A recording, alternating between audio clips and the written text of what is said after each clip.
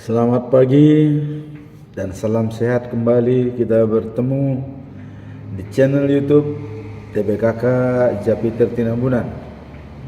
Salam sejahtera buat kita semua dan salam sehat. Semoga hari ini lebih baik dari hari yang kemarin. Pada pagi yang indah ini kita kembali memperbincangkan masalah kematian Brigadir Joshua Huta Barat di rumah Ferdy Sambo. Sekarang kita akan mencoba melihat kesaksian siapa yang benar dan kesaksian siapa yang berbohong. Mari kita lihat ya cuplikan daripada YouTube ini ya. Kita lihat.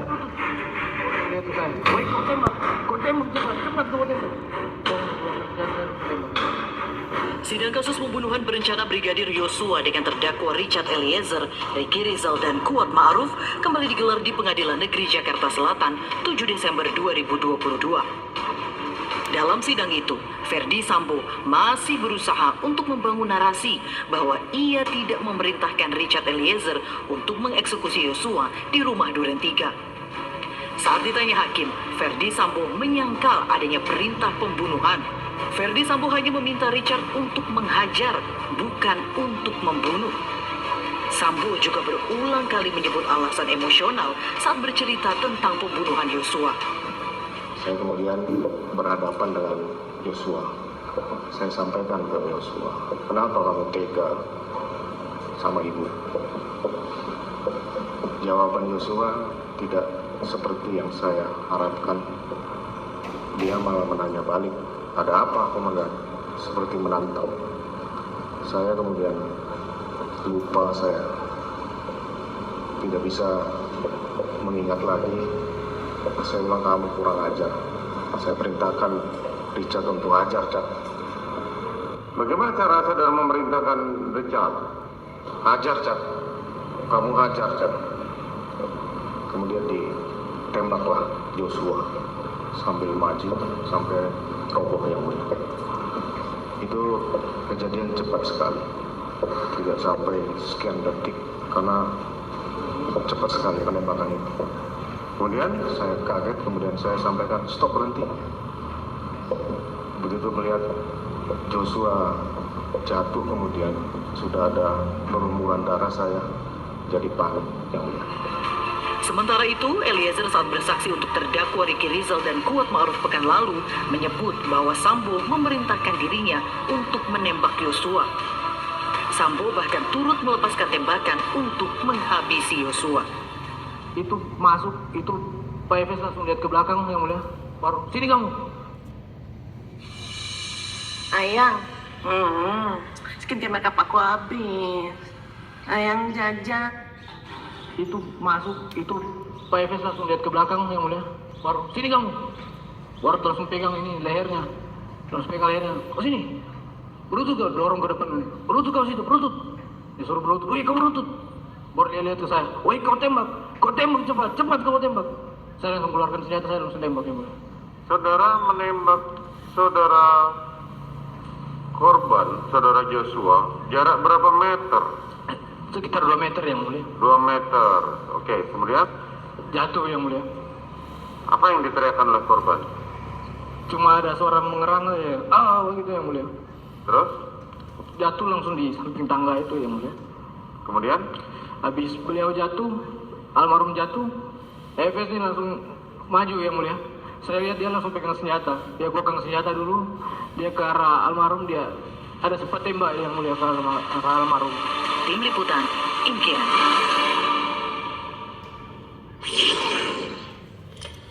Apa saja kejanggalan ekspresi wajah dan gestur Fed? Itulah kita lihat dua kesaksian. Ya. Ferdy Sambo mengatakan hajar Cak. Dan beliau mengatakan konfirmasi kepada Joshua.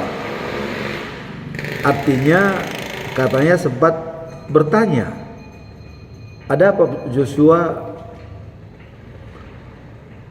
Lantas Joshua balik katanya bertanya, ada apa Pak? Ada apa komandan? Nah, lantas Perdi mengantisipasi ini tidak sesuai dengan jawaban. Maksud dia mengakui pelecehan seksual, tidak jelas, ya. Apa maksudnya jawabannya? Kalau dia mau mengkonfirmasi, mintalah responsibility dari Joshua, pertanggungjawaban, ya. Joshua baru bertanya, ada apa komandan? Harusnya kamu ngapain istri saya di Magelang? Itu harusnya pertanyaan beliau. Ini enggak, langsung hajar cat. Wah, ini bukan main ya. Seorang jenderal ya bisa seperti itu ya. Inilah yang saya katakan kemarin itu, kapan orang pintar menjadi bodoh? Pada saat ketidakmampuan ya mengelola emosional intelijennya. Nah, kemudian kalau kita lihat tadi jawaban daripada Eliezer ya. Nah, pada saat itu jadi waktu Joshua dipanggil, Sambo, kata Eliezer, tidak pernah bertanya. Langsung kepalanya dipegang ya, dihantamkan, tunduk kamu, jongkok kamu katanya. Nah, begitu Joshua jongkok, terus tembak, oi tembak, cat, tembak. Wah, ini jadi dua kesaksian ini mana yang benar? Kalau melihat ekspresi ya, Eliezer itu jujur. Nah, cuman Pak Sambo mengatakan dikonfirmasi dulu, padahal kata Eliezer tidak ada konfirmasi. Nah, kemudian ya, kalau kita melihat jawaban-jawaban dan pernyataan waktu memanggil Ricky Richard ya ke lantai 3 waktu Bu PC ada, apa dikatakan? Sambo menangis, saya sedih, ada pelecehan. Nah, terus saya mau konfirmasi ke Joshua. Nah, konfirmasi itu, tapi dia bilang kepada Richard, kau mau nggak backup saya? Nah, Richard bilang, diam ya, dan mau nggak? Kalau dia melawan, mau nggak kau tembak? Richard mengatakan, ya, Ricky, bukan Richard ya, bukan Richard. Richard ya, Ricky bilang, saya tidak kuat mental. Nah, kalau membackup saja tidak kuat mental, ini kan tidak mungkin. Tapi pasti dia bilang mungkin, mau nggak kamu menembak? Ya, tidak kuat mental. Nah, kemudian ke Richard juga dia bilang, bukan dia bilang hajar, kau backup saya. Kalau dia melawan, tembak. Jadi sudah ada perintah tembak. Walaupun pada waktu di lapangan dia bilang hajar, tapi kan sebelumnya sudah ada perintah tembak, ya kan? Jadi hajar itu sudah bisa dengan tembak. Ya, apa bedanya? Karena sebelumnya perintahnya sudah tembak. Kalau dia melawan, mau nggak kamu menembak? Tuh. Nah, itu perlu kita perhatikan ya.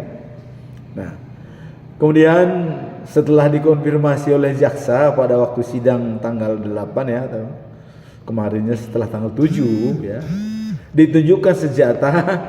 Secara tidak langsung Sambo sudah mengakui, benar senjata ini kau bikin menembak Joshua, benar kan? Nah, itu yang bertanya itu memang canggih jaksa itu ya. Pertanyaan yang jebakan, yang bisa spontanitas dari hati nurani, bukan rekayasa menjawab, tapi hati nurani yang menjawab. Itu memang hebat jaksa itu ya, menanyakan seperti itu.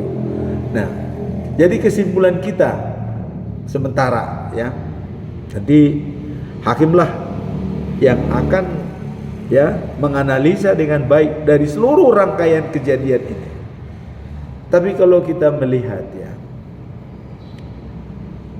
pada awalnya skenario pertama tembak menembak ya, dan sebenarnya ini benar-benar perencanaan. Skenario tembak menembak itu pun sudah direncanakan pada waktu memanggil Richard, ya. Apabila nanti kau tembak mati, baru kita buatlah skenario begini. Jadi jelas, ya. Waktu dipanggil Ricky, ya. Jadi artinya kalau nanti Ricky menembak Joshua sudah mati, kita akan bikin skenario tembak menembak supaya bisa diterima oleh orang banyak. Jadi sebenarnya pada awalnya dia sudah membuat skenario, ya, Joshua dibunuh dan dia akan buatkan skenario. Nah, namun skenario itu tidak bisa dijamin oleh dengan bayaran uang, ya, berapapun itu, ya, itu tidak ada artinya. Karena, ya, spot, ya, God spot di dalam diri manusia itu masih ada di dalam hati nurani. Itu ada di dalam Eliezer. Pada awalnya semua menurut dengan skenario, ya, menurut dengan skenario apa yang dikatakan oleh FS, ya. Semua itu berjalan dengan mulus. Kapolres kena, Paminal kena, semua polisi sampai ada, ya, puluhan polisi ikut terlibat dan semua seia sekata. Tapi ada satu orang yang menjadi pahlawan, ya, namanya Eliezer. Tanggal 4 atau tanggal 5 dia merubah pernyataan, langsung bicara dengan Bapak Kapolri. Coba kita lihat, dikatakanlah yang sebenarnya. Dibentuklah tim sus dan untuk memproses FS dan kawan-kawan. Itu. Nah, jadi skenario pertama sudah gagal, ya. Sekarang mau dibikin skenario jilid 2, nggak ada artinya lagi, ya, karena Eliezer sudah menjelaskan semua, dan karena Eliezer lah maka peristiwa ini semua bisa terbongkar, ya. Di samping, ya, saya katakan yang lalu kematian Joshua terbongkar karena 7 falsafah Batak, ya, karena harus diulosi. Waktu meninggal itu dibikin ulos saput, dibukalah semua badannya kelihatan, ya, digali kembali kuburannya, dicek kembali, ya. Kalau itu tidak dibuka, mungkin bisa ditutup lah, ya, dibayar mungkin apa sekian miliar bisa dibayar, tutup selesai. Tapi ya inilah kepada Eliezer yang benar-benar dia menyatakan yang sebenarnya, dan gara-gara Eliezer lah hal ini bisa terungkap kembali dan diproses. Mari kita berpikir jernih, ya. Nah, kalau saya berpendapat, ada filsuf Yunani mengatakan bahwa, ya, yang satu bukan dari 30, atau yang satu bukan dari yang 10, atau yang satu bukan dari yang 5, tapi yang 5 pasti dari yang 1. Nah, sekarang yang 1 itu adalah Eliezer yang menceritakan yang sebenarnya. Inilah semua dasar-dasar untuk mengungkap peristiwa ini. Sudah. Kalau ada pun cerita, ya, yang ke-30, yang ke-50, yang ke-5, ke-4, Sambo dan CS dan Kuat Maruf dan Ricky, ya, itu tidak ada artinya lagi, karena yang 5 ini pasti dari yang 1 ini sumbernya, ya, ini sumbernya. Nah, jadi artinya keterangan Richard Eliezer ini adalah merupakan keterangan boleh dikatakan dari hati nurani, dan kita lihat juga gestur tubuhnya, dia benar-benar serius menjelaskan. Bahkan waktu dia menceritakan itu dia hampir menangis, ya. Apalagi waktu dikatakan mau ditembak itu, Joshua mengatakan ada apa, tapi langsung tetap ditembak. Itu sangat sedih, ya. Jadi apa yang mau kita katakan, ya? Hakim kadang-kadang jengkel bahkan mengatakan Anda jujur mengatakan kepada Kuat Ma'ruf sudah berbohong pertama, berbohong lagi, jadi Anda memang jujur, bertahan katanya. Padahal itu sudah tidak mungkin seperti itu, ya. Nah, kemudian penguasa atau penasihat hukum daripada Kuat Ma'ruf melaporkan ke KY, ya, Komisi Yudisial. Tidak apa-apa, sah-sah saja. Tapi hakim dia punya cara, dan hakim tidak menuduh dia berbohong.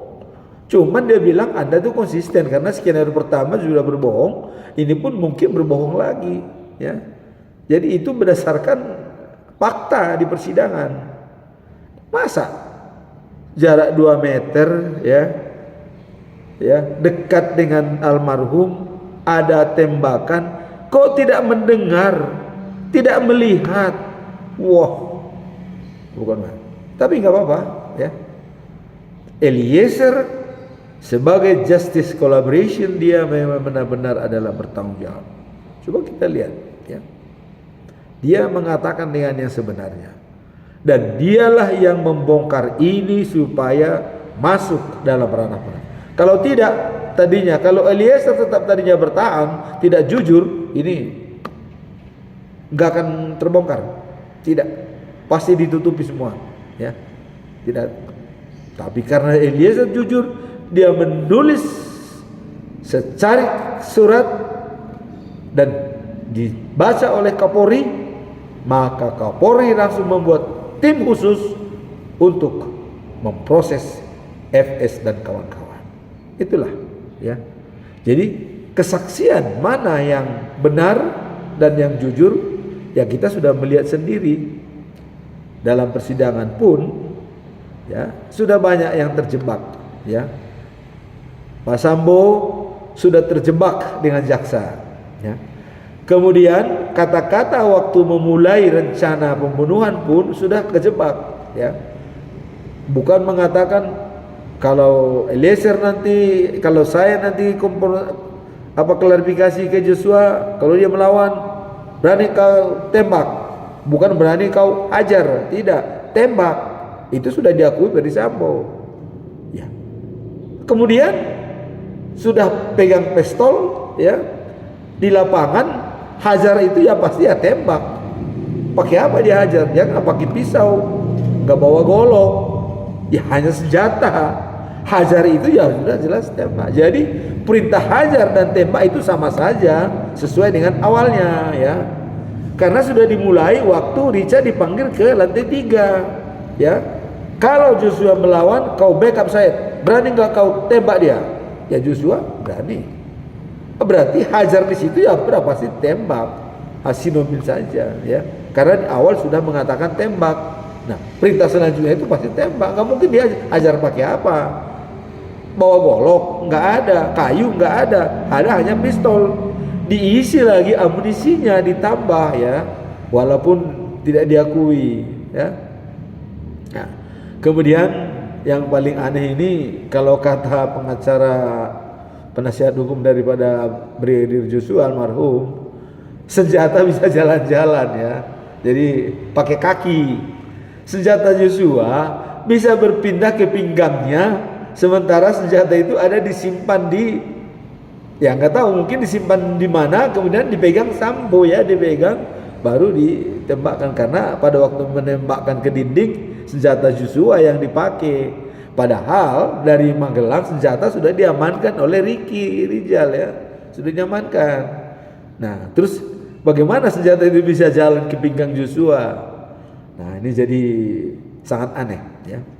Marilah, ya, kita selesaikan hal ini dengan pikiran yang jernih, ya.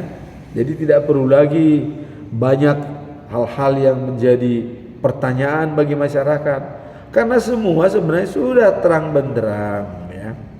Ada perencanaan, ya.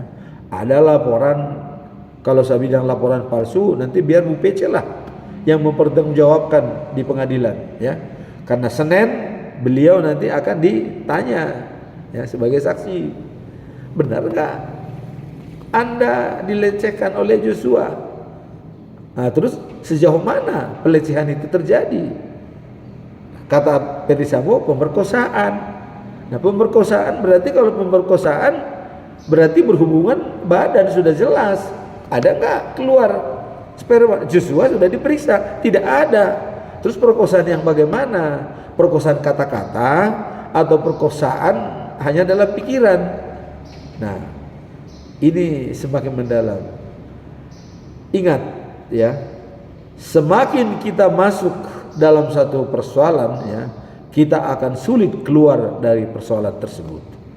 Semakin pelecehan seksual ini yang dipersoalkan, maka Anda akan sulit keluar dari masalah tersebut, karena dia akan terus bergaung ya, dan itu sudah menemukan retorika, karena jaksa dan hakim pun sudah mengatakan tidak ada pelecehan. Kenapa? Karena waktu di Magelang itu semua ditanya, Susi ditanya, Kuat Ma'ruf ditanya, Ricky Rizal ditanya, Eliezer ditanya, ada nggak pelecehan? Tidak ada, tidak tahu. Nah, masa ya seorang istri jenderal ya yang di backup oleh beberapa ajudan ya, kok bisa ajudan melecehkan gitu loh ya.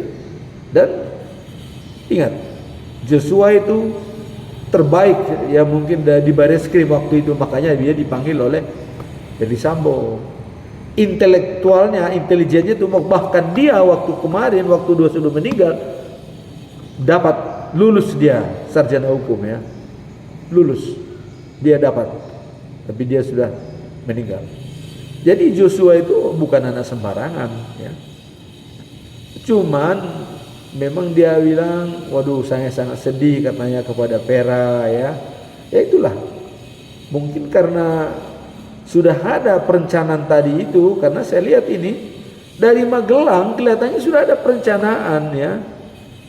Hanya Eliezer yang masih kurang masih lugu di situ. Kuat Ma'ruf ya, terus Ricky Rizal ya. Kenapa? Kuat Ma'ruf pegang pisau.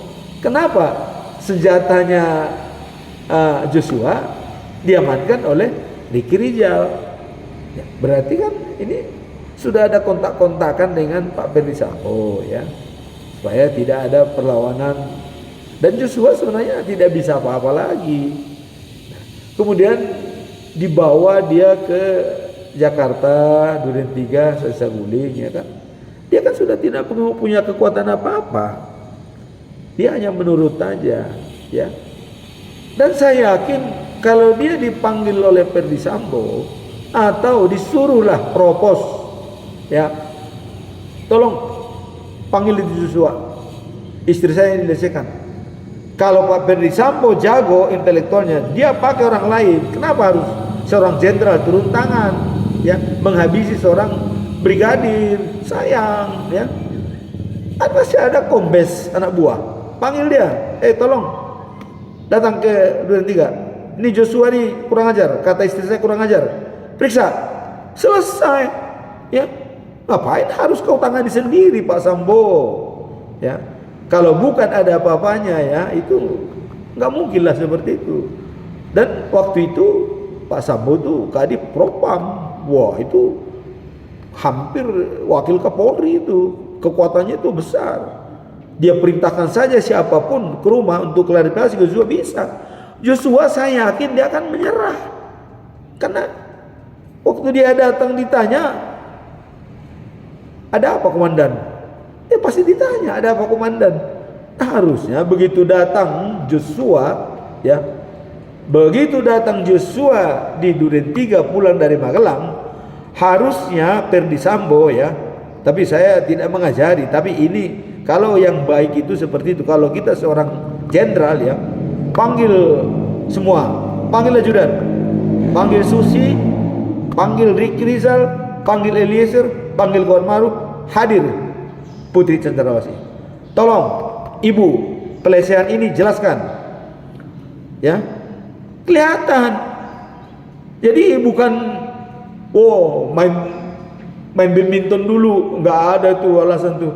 Begitu datang, kalau benar-benar dia terhina dengan pelecehan itu, harusnya dia pergi ke Magelang. Kalau saya pergi ke Magelang itu, ya, atau di Magelang dipanggillah Kapolres sana, periksa.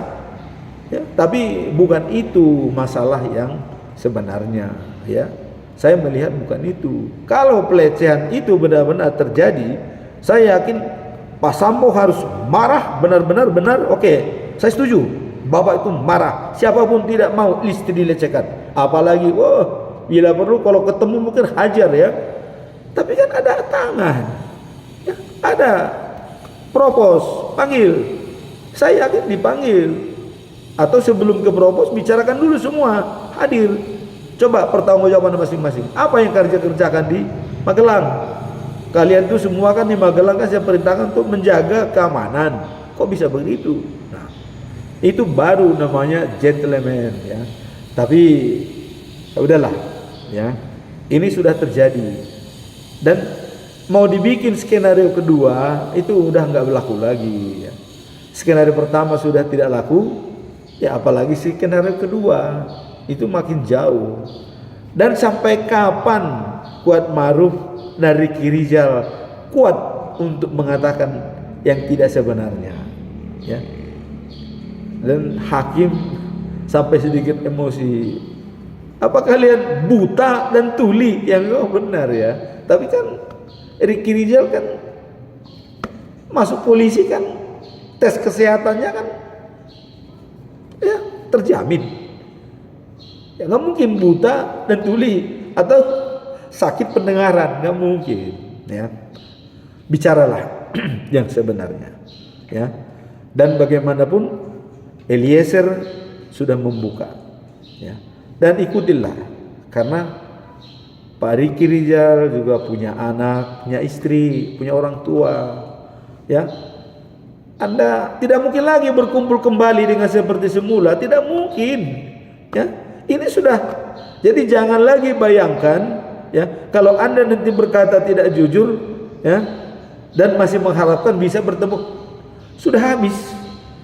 Bahkan kita mendengar sangat sedih polisi yang mengatakan 37 tahun karir saya habis, kata. Waduh, sedihnya bukan main ini. Padahal beliau hanya demosi mungkin ya, tidak terserah, tidak demosi, tapi sudah mengatakan seperti itu ya. Apalagi Anda sebagai tersangka, tidak ada lagi, sudah sulit berkumpul kembali dengan keluarga, misalnya dengan Pak FS. Jadi ngapain mempertahankan yang tidak benar? Udahlah, bicaralah apa adanya ya. Karena Anda ya, pertanggungjawabannya kan pertama kepada Tuhan, kepada anak dan istri, kepada masyarakat, kepada terutama di depan majelis hakim. Kalau menurut saya udahlah ya. Saya mengatakan pesan kepada Ricky Rizal ya, dan juga Kuat Ma'ruf, forget it, drive on. Lupakanlah masa lalu itu dan katakan sebenarnya, mari ke depan kita song-song ya. Ini sudah jalan ya, sudah. Hadapi dengan tenang, hadapi dengan baik, berkata dengan jujur ya. Itulah kemudian ulasan kita masalah kesaksian yang berbohong dan yang benar, dan mana yang benar. Dan sudah banyak menganalisa. Jadi kalau saya menganalisa ya, ini sudah sebenarnya terang benderang, sudah kelihatan. Waktu pemanggilan Ricky pun di lantai 3 sudah mengatakan mau backup saya, dan kalau mengadakan perlawanan tembak, nah, bukan hajar ya. Nah, kemudian di lapangan hajar, nah itu sama aja dengan tembak karena di awal sudah perintah tembak ya. Nah jadi nggak usahlah dipermasalahkan antara hajar dan tembak, nggak perlulah. Saya kira hakim juga sudah jelas lah ya. Dan bagi kita bagaimana solusi hukumnya ini ya. Nah cuma saran kepada Ibu PC ya, karena masih punya anak bayi dan punya anak pertanggungjawaban, katakanlah sejujurnya. Karena semakin kita nanti akan mengatakan yang tidak sejujur, itu semakin sulit kita pertanggungjawabkan. dan itu akan dikenang oleh orang. Lebih baik mengakui terus terang. Tidak ada pelecehan, hanya begini, ini. Sudah. Kelar, selesai ya. Sudah, tidak ada lagi yang akan dipersoalkan ya. Nah, itulah pesan dari saya, hanya sebagai mengamati ya, sesuai dengan melihat kalau 7 kebiasaan manusia yang efektif ya, harus be proaktif. Kebiasaan pertama, artinya setiap stimulus yang datang ya, responlah dengan 4 anugerah manusiawi. Pertama ya, dengan kesadaran diri. Kita sadar siapa kita ya, di hadapan diri kita dulu ya, karena diri kita juga akan berbicara dengan diri kita ya. Kalau kita berbohong, diri kita, God spot kita itu nanti akan bergerak terus. Kau berbohong karena dari dalam ya. Siapa kita di hadapan diri kita sendiri? Nah, itu satu. Nah, kemudian siapa kita di hadapan anak, istri, dan keluarga ya. Nah, kemudian yang kedua ya, yang ketiga, siapa kita di hadapan masyarakat ya, siapa? Semua nih, di hadapan hakim, jaksa, penasihat hukum, siapa kita? Nah, kemudian yang keempat, terakhir, siapa kita di hadapan Tuhan? Ini yang lebih tahu. Karena Tuhan tidak pernah tidur dan tidak pernah tidak tahu apa yang ada di dalam benak kita ya. Sebelum kita bicara, Tuhan sudah tahu. Bahkan sejak dalam kandungan pun Tuhan kita sudah tahu menjadi apa ya. Jadi kita pertanggungjawabkanlah itu. Siapa kita di hadapan diri kita sendiri, siapa kita di hadapan anak, istri, dan keluarga, kemudian siapa kita di hadapan masyarakat, dan siapa kita di hadapan Tuhan. Kemudian terakhir alam dan semesta ya. Nah, kedua ya, imagination. Jadi untuk merespon sesuatu ada imajinasi kita. Kalau saya jawabnya begini, apa nanti akibatnya ya? Kalau saya jawab yang sebenarnya, akibatnya ini. Kalau saya berbohong, akibatnya ini. Jadi kita ada imagination. Berpikirlah dengan imajinasi, artinya jangka panjang, bukan berpikir jangka pendek ya. Jangka pendek itu tidak mungkin kita lepas dari masalah kejeratan. Berpikirlah dalam jangka panjang ya. Kalau saya jawab, akan timbul ini. Nah, kemudian dalam mengambil keputusan ada hati nurani. Hati nurani ini ya, kalau saya mengatakan seperti ini, sesuai enggak nanti dengan anak dan istri saya, keluarga saya? Kalau tidak sesuai, jangan katakan ya. Nah, apalagi berbohong ya. Nah, jadi kalau setiap kita mengatakan sesuatu atau melaksanakan sesuatu, harus kita pikirkan anak dan istri kita. Dan Hakim waktu itu jelas mengatakan, pikirkan anak dan istrimu. Ini hati nurani itu. Anugerah manusiawi yang ketiga itu hati nurani. Nah, kemudian anugerah manusiawi yang keempat ya, dalam be proaktif kata Stephen R. Covey ya, itu independent will ya. Mengambil keputusan bebas ya. Everybody freedom to choice. That everybody must be responsibility to his choice. Artinya, setiap orang ya bebas mengambil pilihan ya. Tetapi semua orang harus bertanggung jawab atas pilihan itu. Kalau kita memilih kita berbohong, bertanggung jawablah kita dengan atas kebohongan kita. Di hadapan keluarga, di hadapan diri kita, di hadapan istri, di hadapan anak, di hadapan Tuhan ya, di hadapan alam semesta. Nah, itu kira-kira pesan moral daripada situasi ini. Jadi semua apa yang ada di pengadilan, responlah dengan habit yang pertama di dalam 7 habit ya, 7 kebiasaan manusia, yang namanya be proaktif ya. Setiap stimulus respon dengan 4 anugerah manusiawi: kesadaran diri ya, imagination, hati nurani, dan independent will, pengambilan keputusan. Inilah pesan saya kepada Pak Riki dan Kuat Maruf dan juga Bapak Ferdi Sambo. Semoga apa yang saya sampaikan ya bisa bermanfaat ya.